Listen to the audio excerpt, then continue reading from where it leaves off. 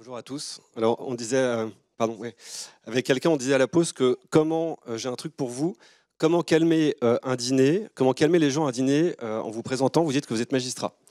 Là, ça jette un certain froid et j'ai eu la chance de calmer pas mal de gens en disant ce que je faisais dans la vie sur mes 10 premières années de ma vie professionnelle, en effet, en tant que magistrat. Alors, encore pire quand vous êtes dans le pénal, parce que les gens, ils se disent, bon, alors ok, alors j'ai peut-être un truc à me reprocher, la garde à vue, c'est pour quand? En fait, après quelques sueurs froides, ça appelle surtout des questions des gens, parce que vous êtes comme moi citoyen, et le pénal fascine et terrorise en même temps. Alors, vous voyez, je ne vais pas parler de moi, je vais parler de pénalisation des affaires. C'est assez intéressant d'en parler d'ailleurs, parce que quand j'ai commencé ma carrière en 2007-2008 à l'école de la magistrature, il y avait un beau rapport quand même, Rachida Dati, dont on parlait un petit peu ces derniers temps, avait commandé sur la dépénalisation des affaires. Il y avait un rapport très officiel qui a été rendu pour Madame Dati avec une feuille de route très claire. Il faut dépénaliser les affaires puisque la vie des affaires est trop pénalisée, puisque la vie économique est pénalisée par le pénal, est pénalisée par trop d'interventions judiciaires. Et donc ce rapport a proposé un certain nombre de mesures qui n'ont pas toutes été prises. Mais en fait, quand vous regardez un peu le rapport, c'est intéressant parce qu'il ne vous disait pas il faut arrêter de sanctionner, il faut arrêter le pénal, parce que ça, c'est quelque chose qui n'est pas possible, qui déjà à l'époque n'était pas très crédible quand on parle d'intégrité et de valeurs qui montaient, ne serait-ce que par rapport à d'autres pays, mais c'était plutôt de pénaliser autrement. Peut-être qu'il n'y a pas que la sanction pénale au sens propre du terme, il y a aussi d'autres types de sanctions. Et aujourd'hui, moi, je vais vous parler plutôt de la pénalisation des affaires, parce que manque de chance, ce rapport Coulon aujourd'hui, c'est pas vraiment l'air du temps de dire qu'il faut dépénaliser. Il y a plus une pénalisation, mais c'est une pénalisation aussi autrement. Et je pense qu'il y a quand même heureusement des motifs de rester optimiste malgré un regard assez négatif sur la justice. Vous voyez, j'ai regardé les Échos hier. Vous connaissez les Échos. Il y a un sondage d'il y a quelques semaines, ce que pensent les chefs d'entreprise de la justice française. Je pourrais vous poser la question aujourd'hui, est-ce que vous avez confiance ou pas dans la justice? Et on vous dit, j'entends non, on vous dit 62% des chefs d'entreprise disent avoir confiance dans les instances de justice. Alors, je remercie les chefs d'entreprise parce qu'en France, il y a plutôt 90% des personnes qui n'ont pas confiance dans la justice. Et la France a d'ailleurs extrêmement mal noté et évalué par rapport à d'autres pays. Les raisons, il y en a plein, et on pourrait en reparler à une pause ou longuement, pas maintenant, mais c'est notamment la lenteur de la justice qui est souvent décrite et qui est souvent considérée comme incompatible avec la vie des affaires. Mais c'est la justice de manière générale. Là, on va parler du pénal. Alors le pénal, vous voyez, j'ai mis le pénal entre guillemets. Le pénal, parce que le pénal, rien que le mot, il est lourd de sens. Le pénal, moi, quand je vais dans une entreprise, qu'est-ce qu'on me dit? On me dit c'est très bien, les formations sur la corruption, les lanceurs d'alerte, les RSE, etc. Mais surtout, formez-moi sur le pénal. Qu'est-ce qui se passe? Il y a une descente de flics, pardon pour l'expression, demain dans l'entreprise. Comment je fais? Et en effet, il vaut mieux préparer ce genre de choses, parce que le pénal, en fait, c'est un traumatisme. Et des dirigeants qui ont été en garde à vue ou qui ont été perquisitionnés, même que dans l'entreprise et pas forcément chez eux, c'est un traumatisme. Et vraiment, le traumatisme, j'emploie le mot avec certitude, c'est de l'ordre de la psychologie. Il y a un traumatisme de l'intervention d'un procureur ou d'un juge au-delà du réputationnel, au-delà de tout ce que ça dégage, puisque vous savez que aujourd'hui, le réputationnel, c'est un mot qui est employé à tout va. L'entreprise, si vous avez dans la presse demain, Mediapart, Le Monde, Challenge, Les Échos, ce que vous voulez, Challenge plutôt, pardon, qui dit descente, perquisition dans telle entreprise, vous regardez le cours de la bourse, si c'est une boîte cotée, a priori, il y a un effet assez direct. Et c'est ce que nous, on voit avec des clients, notamment en matière de droit à la concurrence, mais pas que des boîtes du CAC 40, aussi des entreprises plus petites. Et donc, effectivement, le pénal, il y a déjà une sanction avant même la sanction pénale. La simple enquête est déjà trop tard. C'est déjà une sanction. Et quelles que soient les suites, vous avez peut-être remarqué comme moi que, en fait, on va s'intéresser, il y a un buzz autour de la perquisition, un buzz autour du principe de l'enquête. Qu'est-ce qui va s'intéresser des années après sur combien l'entreprise a été condamnée, si elle était d'ailleurs poursuivie au tribunal, ce n'est pas toujours le cas, combien est-ce qu'elle a payé pour éviter des poursuites, etc. etc. Donc le pénal est un traumatisme en tant que tel, et malheureusement, en effet, il y a une évolution qui tend à diversifier le pénal. Alors, si on avance un petit peu, je pourrais rester quelques heures avec vous là-dessus, je vais devoir rester quelques minutes, mais la pénalisation, en fait, c'est d'abord les champs de la pénalisation. C'est-à-dire que la pénalisation, On parlait avant beaucoup de corruption, blanchiment, c'est des notions que vous devez connaître. Aujourd'hui, il y a d'autres champs où le pénal intervient dans la vie des affaires. Donc le droit à la concurrence a pris un essor énorme, y compris en matière pénale ces dernières années. Moi, j'étais au parquet national financier quelques années. Il n'y avait pas encore cette compétence en droit à la concurrence. Aujourd'hui, le PNF peut faire des perquisitions pour une entente ou un abus de position dominante, ce qui n'était pas le cas avant. Et d'ailleurs, il va parfois doubler l'autorité de la concurrence. Donc vous voyez qu'il y a aussi des enjeux sur... On a voulu donner à l'autorité de la concurrence en disant on ne va pas faire du pénal, on va faire de l'administratif. Bon, vous me direz, l'autorité de la concurrence, elle peut prendre des amendes qui vont jusqu'à 10% du chiffre d'affaires mondial. Quand on est jusqu'à 10% du chiffre d'affaires mondial, pour moi, on est quasiment déjà sur du pénal. Vous voyez, qu'est-ce que le pénal finalement? Est-ce que c'est le montant de l'amende ou est-ce que c'est juste un échange d'instructions à un procureur? Une autorité administrative comme l'autorité de la concurrence a des pouvoirs qui sont quasiment plus importants que ceux d'un procureur. Donc, c'est les champs d'intervention du pénal. On parle beaucoup de harcèlement sexuel, moral. On parle de droit à l'environnement, droit pénal de l'environnement. Et vous savez que c'est aussi une matière qui monte beaucoup. Donc, tout ça, c'est la pénalisation. Et la pénalisation, c'est les autorités. Moi, j'ai appartenu au PNF. Le PNF s'est rajouté à un certain nombre de procureurs qui existaient déjà. Les autorités administratives, alors c'est pas très tendance quand on parle de réduction de la dette française, mais elles se sont multipliées, les fameuses autorités indépendantes, y compris en régulatory, donc autorité de la concurrence, on en parlait, mais d'autres, et vous connaissez bien l'AMF notamment, ils ont aussi un lien avec le pénal et des pouvoirs de sanction. Les procédures, elles se sont multipliées aussi pour favoriser une suite judiciaire. Et vous avez des autorités américaines. Moi, quand j'étais au PNF, j'ai jamais autant voyagé. Je parlais avec quelqu'un tout à l'heure, un des associés qui est un associé virtuel qui voyage beaucoup, je crois, qui a plusieurs lieux. Bah, moi, j'ai jamais eu autant de miles quand j'étais au PNF, parce qu'en fait, on était tout le temps à Londres, à Washington, avec les autorités étrangères qui avaient des dossiers de corruption internationale et qui nous sollicitaient pour qu'on donne des suites ou pour nous donner des infos. Et puis les sanctions, rapidement, les sanctions, vous le savez, elles se sont multipliées aussi, et les sanctions en matière économique et financière, ça ne va pas forcément être de l'emprisonnement. On n'est pas aux États-Unis où vous allez partir pour 30, 40 ans de prison ferme pour une escroquerie, pour un chef d'entreprise. Ça va plutôt être de l'action sanction financière, de l'exclusion des marchés publics. Et cette exclusion des marchés publics, en fait, c'est presque pire qu'un emprisonnement avec sursis, parce que vous le savez, derrière, c'est le risque business qui est en jeu. Donc, c'est cette multiplication de la pénalisation, cette diversification de la pénalisation, elle est quand même plus originale aussi, dans la mesure où vous avez des nouveaux mécanismes, alors pas mal à l'anglo-saxonne, où aujourd'hui, un procureur français, on va lui proposer aussi de faire des deals de justice. C'est un truc que moi je ne connaissais pas quand je suis arrivé jeune magistrat, que j'ai découvert comme magistrat. Vous savez qu'aux États-Unis, on va faire des deals. Donc l'entreprise qui est mise en cause va payer souvent une amende pour éviter un procès. On va tout faire pour éviter un procès, pour avoir un accord. Et la justice en France, on n'avait pas trop cette culture d'accord. C'était soit vous n'êtes pas coupable, classement sans suite, soit vous êtes poursuivi dans le tribunal à l'ancienne, avec des avocats à l'ancienne. Et puis moi, je mets ma robe, et puis on va soit plaider la relaxe, soit diminuer au maximum la peine qui sera prononcée. Aujourd'hui, vous avez des nouveaux mécanismes de plaider coupable, de négociation, de médiation, qui sont d'ailleurs demandés par les entreprises. Ça donne de la visibilité à l'entreprise, aux actionnaires. Ça évite d'avoir un procès, une espèce de boulet qu'on va traîner pendant des années avec un appel, une cassation et un temps judiciaire qui est hyper long. Je reviens au temps de la justice, qui est effectivement, objectivement très long. Et un deal, ça va permettre de solder les choses et d'avancer, de jeter un peu l'éponge, en tout cas, et peut-être de faire de la remédiation, de tirer les conséquences en interne de ce qui s'est passé et de dire, bon, voilà, là, on va peut-être éviter que ça recommence, mais surtout, on a géré ce risque pénal, ce risque réputationnel. Et puis, l'essor de la compliance, la RSE, bon, là, vous connaissez par cœur comme moi ces thématiques qui sont quand même assez récentes en France, avec des enjeux qui sont encore, je pense, assez incertains, y compris sur le plan juridique. La RSE, moi, j'ai un client qui m'a demandé, mais quel est mon risque sur telle matière? Vous savez qu'il y a la loi vigilance, loi pacte, etc. On n'a pas attendu l'Europe. D'ailleurs, on est les premiers en France à avoir fait une vigilance. Et ça, au niveau juridique, ça peut avoir des impacts aussi assez compliqués et aboutir à une forme aussi de pénalisation, parce qu'en tout cas, ça donne un outil aux ONG, à des parties prenantes pour aller challenger, demander au juge de sanctionner l'entreprise si elle n'a pas mis en place des mesures de remédiation qu'elle a dû identifier préalablement. Alors, avec ce tableau extrêmement positif, encourageant et rassurant pour vous, qu'est-ce qu'on fait?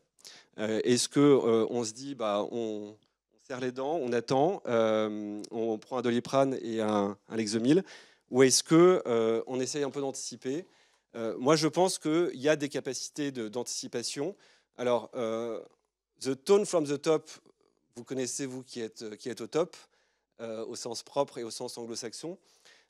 c'est d'abord de dire est-ce que l'instance dirigeante, elle a pris conscience de ce risque pénal. Alors, mon but, maintenant, c'est pas de vous dire il y a des méchants procureurs partout, vous allez tous soumis à des enquêtes, et moi je vais devoir vous défendre, ça m'arrange comme avocat, c'est pas du tout le cas.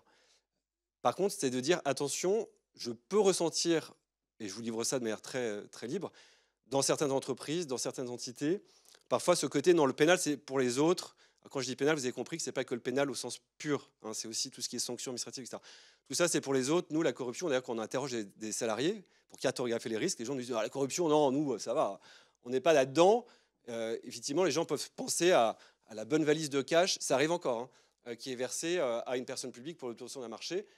Oui, mais il y a d'autres formes de corruption, il y a d'autres formes de risques qui sont créées par des pratiques qui parfois se sont installées dans l'entreprise et qui font que les gens oublient. Et personne ne se sont concernés, y compris l'instance dirigeante. Et c'est sûr que faire une formation sur Sapin 2, c'est pas hyper délirant. On peut essayer de la rendre un peu rigolote, mais ça fait pas, voilà, c'est pas forcément la priorité de l'instance dirigeante. Pourtant, y compris pour les non assujettis à Sapin 2, qui va bientôt fêter ses 10 ans, en 2016, moi je pense qu'il y a un intérêt, et on reparlera peut-être plus tard dans la journée d'intégrité, d'éthique des affaires, c'est aussi sensibiliser vos collaborateurs sur cette éthique et sur des choses. Alors, il y a l'interdit et le possible, mais il y a aussi comment est-ce qu'on prône une éthique dans le sens positif. Comment est-ce que c'est pas juste éviter le risque pénal ou gérer le risque pénal. Voilà, donc ça, c'est l'engagement d'instance dirigeante. La gouvernance, c'est aussi comment est-ce qu'on gère le risque avec des personnes qui vont avoir ça en tête, qui vont dialoguer. Est-ce que c'est que le juridique? Je ne pense pas. Il y a toutes les... Enfin, il y a plein de personnes dans l'entreprise, en plus, en dehors du juridique, qui doivent être sensibilisées au risque pénal. On parlait tout à l'heure de finances, de factures. Il y a plein de choses à faire sur aussi créer des ponts. Vous savez, comme moi, que la RSE, ça peut être des directions RSE qui sont différentes du juridique. Et en fait, tout le monde aussi travaille sur des thématiques communes. Il y a aussi comment est-ce qu'on va infuser cette culture-là. Identifier, cartographier, bah ça c'est classique. C'est qu'est-ce qui, dans mon business, me met en risque par rapport à des législations de plus en plus contraignantes, anticorruption, anti-blanchiment, RSE, droit à la concurrence. Il n'y a pas grand monde qui échappe. Alors après, on peut être assujetti avec des règles plus importantes, mais les non-assujettis n'échappent pas. Donc si on a moins de 50 salariés, si on a un chiffre d'affaires qui reste modeste, etc., on n'échappe pas malgré tout à un certain nombre de risques. Et donc ça, il faut cartographier, et ça c'est aussi un enjeu fondamental. Favoriser la remontée de l'information. Est-ce que vous avez déjà eu à faire des lanceurs d'alerte dans vos entités? Peut-être. Mais peut-être que vous ne savez pas que depuis 2022, un lanceur d'alerte, qui peut être d'ailleurs une partie prenante, un co-contractant, ce n'est pas forcément un de vos collaborateurs, la loi lui autorise maintenant, depuis 2022, d'aller directement signaler un fait, un délit, un crime, ce que vous voulez, c'est plutôt un délit en général, un fait de corruption, un fait de harcèlement, à une autorité publique avant même d'en parler en interne. Alors qu'avant, on obligeait les lanceurs d'alerte, pour qu'ils soient vraiment considérés comme lanceurs d'alerte avec la protection qui va, de d'abord signaler les faits en interne. Donc si vous avez un système de lanceurs d'alerte, de lignes d'alerte, ou pas dans votre entreprise, parce qu'il y a aussi des assujettissements, mais si un lanceur d'alerte n'a pas confiance dans la capacité de sa boîte à gérer cette alerte, qu'est-ce qu'il va voir? Eh ben, il va voir le PNF, l'autorité de la concurrence, qui a doublé depuis ces derniers mois le nombre d'alertes qu'elle a reçues. Ce n'est pas moi qui le dis, c'est eux. Ils ont, en quelques mois, ils ont déjà plus d'alertes doublées par rapport à l'an dernier. Pourquoi? Parce que beaucoup de salariés n'ont pas confiance dans la capacité de l'entreprise à gérer l'alerte. Et ça crée un risque. Parce que, évidemment, quand vous avez l'alerte en interne, vous allez pouvoir vous dire, attention, donc là, il y a un truc qui a été identifié. Peut-être qu'il n'y a rien à la fin, mais il y a quelque chose qui, voilà, je vais quand même regarder, je fais une enquête interne, je regarde, bon, je me renseigne. Si ça va directement à l'autorité de la concurrence ou à l'agence anticorruption, ben, vous aurez des nouvelles par une enquête, justement, par une descente, par une perquisition. Et ça, c'est ce qu'on veut éviter. Et je passe effectivement à cette gestion de crise.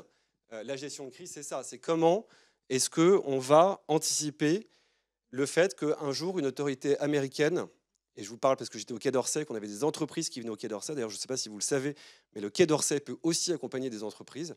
Je ne fais pas la pub pour le Quai d'Orsay, je n'ai pas d'action au Quai d'Orsay, et je ne suis pas diplomate de souche. J'étais diplomate prêté par la justice au Quai d'Orsay. Mais moi, j'étais beaucoup dans les entreprises, et en fait, des entreprises venaient nous solliciter par rapport à des risques pays. On parle du risque pénal, mais il y a aussi le risque géopolitique, qui est énorme aujourd'hui. Ça, je ne vous apprends rien. Et le risque géopolitique, vous pouvez aussi vous dire, tiens, le Quai d'Orsay, bah, ils ont des directions géographiques. Ils ont des gens qui font que l'Afghanistan toute l'année. Il y a des gens qui font que les Ouïghours toute l'année. Et vous avez une direction de la diplomatie économique au Quai d'Orsay. Et donc, vous voyez, c'est aussi comment est-ce que, en tant qu'entreprise, on se dit, j'ai des interlocuteurs publics qui ont leurs défauts. La justice a ses défauts. D'ailleurs, il y aura peut-être des questions, je vais peut-être me faire attaquer, pas de problème. Le ministère de l'économie a ses défauts, l'administration, la lourdeur de l'administration, etc. Mais il y a quand même des choses qui marchent. Il y a quand même des administrations qui accompagnent. Donc, Quai d'Orsay, Bercy, et même justice, qui peuvent aussi vous protéger par rapport à des demandes étrangères qui sont totalement infondées. Moi, j'ai vu des entreprises qui avaient des plaintes contre elles aux États-Unis. En fait, si elles ne nous avaient pas sollicité, eh bien, finalement, je pense qu'elles auraient, in fine, payé. Parce que vous savez, les États-Unis, c'est un peu différent en France, que le DOJ, les procureurs, ils vont tordre la loi au maximum pour la rendre extraterritoriale. Donc, vous avez un virement en dollars. Alors j'exagère à peine, compétence américaine, alors que vous avez une entreprise qui est basée en France, qui a un marché très français, mais un tout petit flux en dollars, hop. Et alors qu'en fait, la loi n'est pas si extraterritoriale que ça, mais comme les entreprises ne veulent pas justement avoir le risque d'un procès, eh ben, elles vont payer. Et en fait, ce qui est un peu hallucinant pour un juge français, c'est que qui va quand même, ou un procureur français qui va quand même son devoir appliquer à la loi aux États-Unis, en fait, les procureurs, le DOJ, tordent la loi, mais les entreprises, en fait, soumises à cette pression très forte, vont préférer payer plutôt qu'aller challenger la décision devant un juge qui va prendre du temps, etc. Mais souvent, quand elles ont été challengées, le juge a rasé les décisions des procureurs en disant vous faites n'importe quoi. Mais ça, c'est malheureusement pour les entreprises un peu le cas. Et je vous rappelle les scandales Alstom et le traumatisme aussi Alstom, BNP Paribas, les sanctions énormes qui ont abouti à ce qu'on crée aussi un PNF en France. Et vous allez me dire, le PNF, pourquoi? Le PNF, il va aussi protéger, paradoxalement, les entreprises françaises. Vaut mieux avoir un PNF sur le dos qu'un DOJ américain sur le dos. Le PNF, il va être, vous me croirez ou pas, plus sensible quand même au fait que, en tant qu'entreprise française, il y a une notion de souveraineté, il y a des emplois. Rappelez-vous l'affaire Airbus, il y a eu une énorme amende, certes, mais on a préféré que ce soit le PNF plutôt que d'autres qui gèrent aussi les données sensibles d'Airbus. Parce que sinon, c'était une demande d'entrée des États-Unis et on vous demande les mails de la boîte sur les 3 dernières années. Vous voyez, moi j'ai vu ça. Donc si derrière, il n'y a pas une autorité judiciaire française qui dit attention, il y a une loi de blocage, attention, on ne peut pas faire n'importe quoi avec l'entraide pénale parce que vous avez un dossier de corruption qui va être en fait une forme de guerre économique grâce à ce petit dossier. On parle beaucoup de l'affaire au Quai d'Orsay, la guerre par le droit. Donc j'ai un dossier de corruption, en fait je vais faire de l'intelligence économique et je vais aspirer toutes les données d'une boîte. Et ça, c'est quasiment assumé par certaines puissances étrangères. Il ne faut pas être totalement naïf. Et on parle beaucoup des États-Unis, on peut parler d'autres puissances aussi importantes aujourd'hui qui sont très présentes à ce titre-là. Conclusion, je ne sais pas s'il y a une conclusion. Si, je crois que j'avais prévu une conclusion. Sous la surveillance du timekeeper, pénalisation éthique des affaires. Peut-être que plutôt de se dire la pénalisation, c'est boring, c'est pénible, c'est affreux et on attend que ça... Voilà. Peut-être se dire il y a une intégrité peut-être à inclure dans une forme d'intégrité des affaires. Et en fait, c'est une forme d'anticipation du risque et de gestion du risque.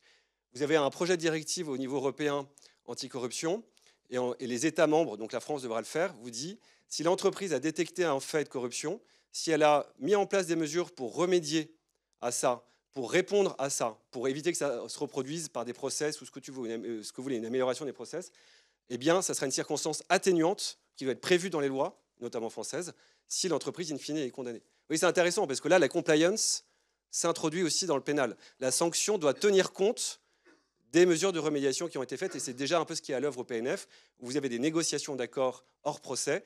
Une des conditions, c'est, moi, entreprise, j'ai été informé à un moment donné d'un dysfonctionnement, qu'est-ce que j'ai mis en place pour remédier à ça, et je vais être d'autant plus fort pour négocier plutôt qu'avoir un procès qui va prendre des années et avec un risque encore plus fort à gérer. Le temps est écoulé, je crois, mais donc tout va bien, soyons optimistes, et je serais intéressé si vous avez des questions ou des réactions, y compris très négatives sur la justice, c'est important. Il y a quand même des choses positives qui se passent, et je pense à un regard judiciaire qui n'est pas que dans la répression, heureusement. Merci beaucoup.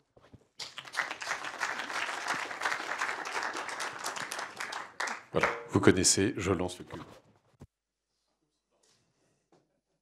Il va falloir s'entraîner, Patrice. J'ai une question. Si je comprends bien, il y a aussi du pénal pour les entreprises et pas seulement pour les individus. La notion de pénal qu'on a tendance à associer avec l'individu, prison, etc., c'est aussi une notion pour les Tout à fait. entreprises. Ouais. Tout à fait, et de plus en plus, vous avez une loi Perben 2, alors vous vous rappelez peut-être Dominique Perben, ancien garde des Sceaux, en 2004, il y avait quelques infractions dans le code pénal qui s'appliquaient pour des entreprises. C'était beaucoup de droit du travail.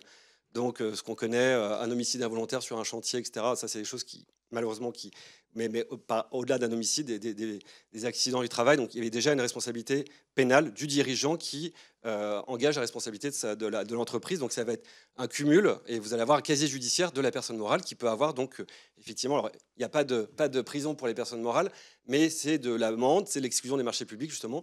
Et en fait, en 2004, c'était il y a 20 ans, on a généralisé tous les crimes et délits du code pénal peuvent être applicables, alors, sauf certains qui sont impossibles, mais à une personne morale. Donc, c'est-à-dire que vous avez systématiquement, donc dans le texte de la loi pénale, les personnes morales sont largement maintenant pénalisées au sens juridique avant d'être au sens commun.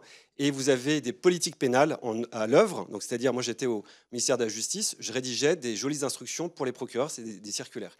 Et ce qui est demandé par tous les gardes des Sceaux, qu'ils soient de gauche ou de droite, on s'en fiche de la politique depuis 10-15 ans, c'est aller plus taper sur les entreprises qu'avant, et aussi sur les personnes physiques. Il y a un peu un double mouvement, c'est-à-dire il faut établir des responsabilités individuelles dans l'entreprise, mais ces responsabilités individuelles aussi, quand vous êtes dirigeant, vous avez une délégation de pouvoir, eh bien, mettent aussi en cause, en jeu la responsabilité de l'entreprise en tant que personne morale. Donc oui, un grand oui.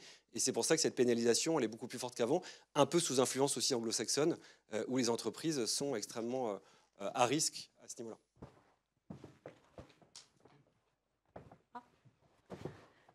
Bonjour, merci, très intéressant. J'ai une question, peut-être qui n'a pas été abordée ici. Quid de l'intelligence artificielle et des agents, le pénal? Je ne sais pas si vous avez eu vent de certaines tendances ou certaines choses auxquelles on devrait déjà faire attention. L'intelligence artificielle, la justice... Effectivement, ce n'est plus une personne morale ou physique, c'est quelque chose de nouveau. L'IA dans la justice et aussi en tant qu'avocat, oui, c'est un sujet qui monte beaucoup. Après, ça peut être un outil au service des juges, au service aussi des avocats. Moi, en tant qu'avocat, je travaille beaucoup avec des boîtes de forensique, donc de gestion de la donnée, la data. Quand on va justement aller faire une enquête interne des entreprises, on va essayer de savoir qu'est-ce qui s'est passé suite à une alerte. Et donc, on fait une enquête interne, on va devoir parfois récolter plein de mails, des données. Donc, l'IA va être un outil au service de la justice, parce qu'après, c'est aussi ce qu'on va produire aux juges. Et c'est aussi comment est-ce que l'IA, on fait une IA qui marche bien et qui est aussi de confiance pour que la justice, que le procureur, ils se disent, ils ne me font pas à l'envers. Ce qu'ils me produisent, c'est quelque chose d'exhaustif par rapport à des mots-clés, etc. Donc, l'IA va accélérer des choses. L'IA aussi génère plein d'infractions nouvelles sur le numérique, et la loi, parfois pénale, évolue avec des nouvelles infractions liées à l'intelligence artificielle, etc. Après, voilà, il y a plein de... Après, vous avez peut-être en tête quelque chose de plus précis dans votre question. Des décisions aussi. Ouais. Les agents IA deviennent de plus en plus des entités qui peuvent prendre des décisions aussi. C'est en train de se faire. Donc effectivement, si on ne va pas pouvoir dire c'est pas moi, c'est l'IA. Ouais, alors aujourd'hui, il y a quand même un principe de... Enfin, la loi n'a pas été changée sur le principe de la responsabilité individuelle. À partir du moment où vous êtes quelqu'un qui utilise un outil numérique, y compris l'IA aujourd'hui, on considère qu'à partir du moment où c'est vous qui avez encore une forme de maîtrise sur l'outil.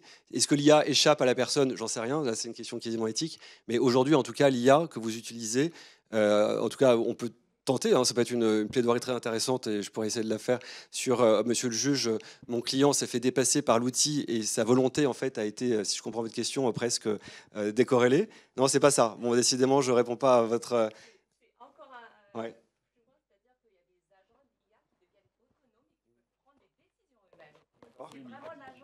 Mais c'est des agents IA. Donnez-moi un exemple d'un agent IA qui commet une infraction pour que je sois un peu concret. Est-ce que c'est un outil d'aide ou est-ce que c'est le robot du 21e siècle, l'IA Parce qu'aujourd'hui, les infractions, en tout cas, ça reste un principe de responsabilité individuelle. Après, effectivement, il y a peut-être des choses à regarder sur les impacts de ce type de développement encore plus important que le numérique au sens propre. Mais moi, aujourd'hui, au niveau du pénal, quand vous regardez dans le code pénal, il n'y a pas quelque chose de spécifique sur l'IA. On revient au grand principe. Après, il y a une question d'appréciation au cas par cas. Mais oui, ça va sûrement se développer, mais je n'ai pas la réponse aujourd'hui à ce... Vous avez raison. Ah, il y a une question de...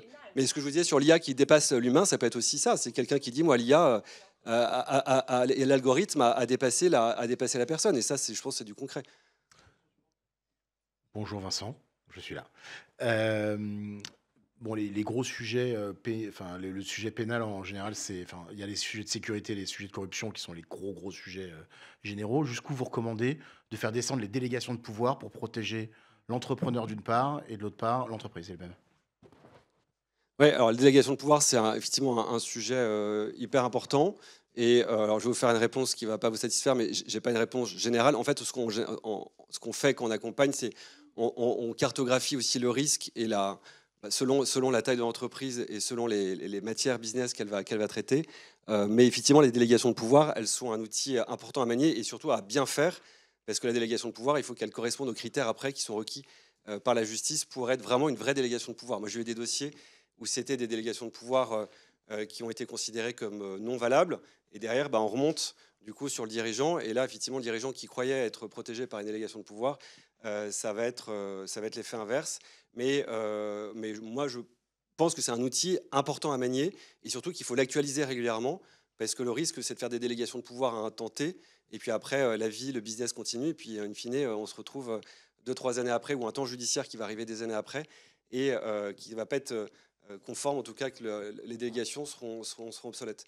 Donc, en tout cas, identifier au maximum. Mais je pense qu'il y a encore un sujet sur les délégations de pouvoir qui sont encore parfois peu connus ou pas assez connus comme outil d'aide à la gestion du risque. Mais moi, je suis tout à fait pour descendre au maximum. Encore faut-il que les délégations donnent aux personnes et qu'on puisse donner aux personnes les outils. Une dernière question pour toi? Merci. Vous l'avez brièvement évoqué avec les effets de seuil, mais quel est le risque pour les petites entreprises? Quel est le risque, quels sont les risques pénaux les plus importants? À quoi il faudrait faire attention au début quand on n'a pas forcément beaucoup de ressources pour prioriser? Le risque, en fait, je pense qu'il faut, un peu comme les délégations, il faut mener en interne, même avec des petits moyens, et j'entends tout à fait que les moyens, on ne peut pas avoir une direction conformité forcément éthique ou ce que vous voulez, mais c'est par rapport à votre domaine d'intervention. C'est sûr qu'il y a des sujets, quel que soit votre business, qui sont ultra sensibles. Quand on parle de concurrence, droit à la concurrence, en fait, ça s'applique quand même pas mal. La corruption, encore une fois, attention, parce qu'on peut avoir une image très réduite de la corruption, mais aussi le trafic d'influence et aussi la corruption, c'est hyper large dans la manière dont c'est appliqué par les tribunaux. Donc, ce n'est pas que la valise de cash, encore une fois, ça peut être aussi un conflit d'intérêts qui est un petit peu ambigu. Vous voyez, moi, j'ai encore eu récemment une énorme boîte du CAC 40, je ne peux pas la citer ici, c'est un client. Mais on pourrait s'imaginer ce client, mais ultra mature sur ces sujets-là. Et en fait, il y a des histoires de conflits d'intérêts, mais c'est un cas d'école. Et en fait, on voit bien que les conflits d'intérêts, il y a encore un sujet très important.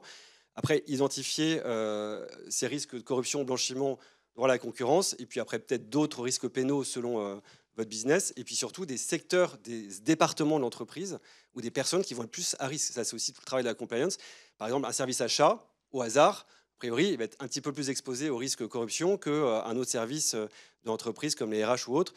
Si c'est une petite entreprise aussi, c'est telle personne qui va peut-être devoir être plus sensibilisée sur la corruption ou sur des pays tiers. Aussi, le risque, c'est en fonction de votre interaction avec les pays tiers. Je parlais de risque géopolitique. Vous avez des capacités, et je pourrais vous en envoyer, il y a des choses publiques là-dessus, de pouvoir cartographier par rapport aux pays dans lesquels vous intervenez.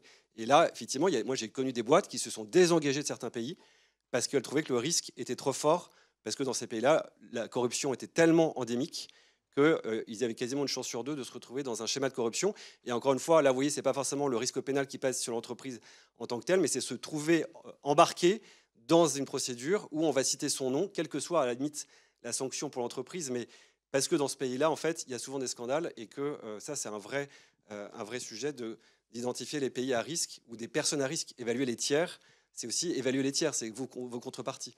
Dans certains pays ou dans certains business, plus à risque. Le BTP a toujours été plus à risque, à tort ou à raison, en matière de corruption. Vous avez aussi plein de choses qui existent pour identifier des secteurs, des pays, des tiers qui vont vous mettre plus à risque. Et en fonction, vous appliquez une vigilance, une prévention.